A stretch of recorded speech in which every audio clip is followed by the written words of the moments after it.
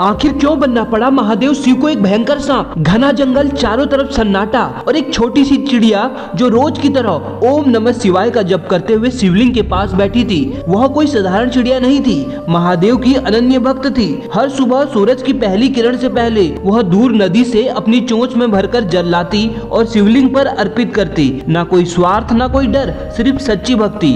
लेकिन उसी जंगल में एक और खतरनाक जीव रहता था, एक भयंकर जहरीला काला सांप जिसकी आंखों में सिर्फ शिकार की भूख थी।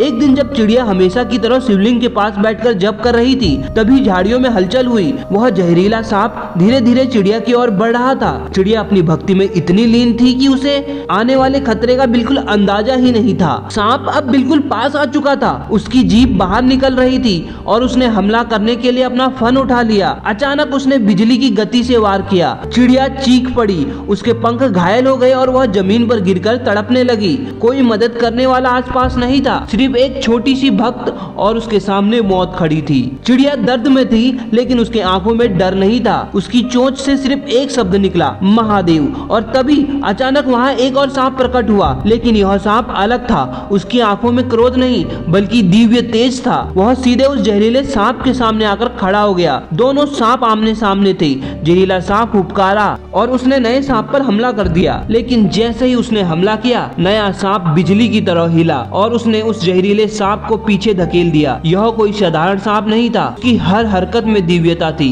कुछ ही पलों में जहरीला सांप डर गया और धीरे धीरे पीछे हटने लगा और फिर जंगल के अंधेरे में गायब हो गया। घायल चिड़िया जमीन पर पड़ी थी, उसकी सांसें धीमी हो रही थी। तभी वह दिव्य सांप धीरे धीरे उसके पास आया और उसके चारों ओर घूमने लगा। अचानक उसके शरीर से एक हल्की नीली रोशनी निकलने लगी। वह रोशनी चिड़िया के घावों को छूने लगी और चमत्कार हुआ। चिड़िया के घाव धीरे धीरे भर गए, उसका दर्द खत्म हो गया। कुछ ही क्षणों में वह फिर से खड़ी हो गई। चिड़िया समझ चुकी थी यह कोई साधारण जीव नहीं। वह धीरे धीरे उस सांप के सामने झुक गई और तभी वह सांप अचानक प्रकाश में बदल गया और महादेव शिव प्रकट हुए। जटाओं से बहती गंगा, गले में सर्प और आंखों में असीम करुणा। चिड़िया स्तब्ध थी, उसकी आंखों से आंसू बहने लगे। महादेव ने मुस्कुराते हुए कहा, सच्ची भक्ति कभी व्यर्थ नहीं जाती। जो सच्चे मन से मुझे पुकारे, उसकी रक्षा के लिए मैं स्वयं आता हूँ। चिड़िया ने सर झुका लिया। अगले ही पल महादेव का स्वरूप प्रकाश में विलीन हो गया। लेकिन उस दिन के बाद उस जंगल में कोई भी जीव उस चिड़िया को नुकसान पहुंचाने की हिम्मत नहीं कर पाया। दोस्तों, महादेव अपने भक्तों की रक्षा के लिए किसी न किसी रूप में जरूर आते हैं। सच्चे दिल से कमेंट बॉक्स में हर हर महादेव जरूर लिखें।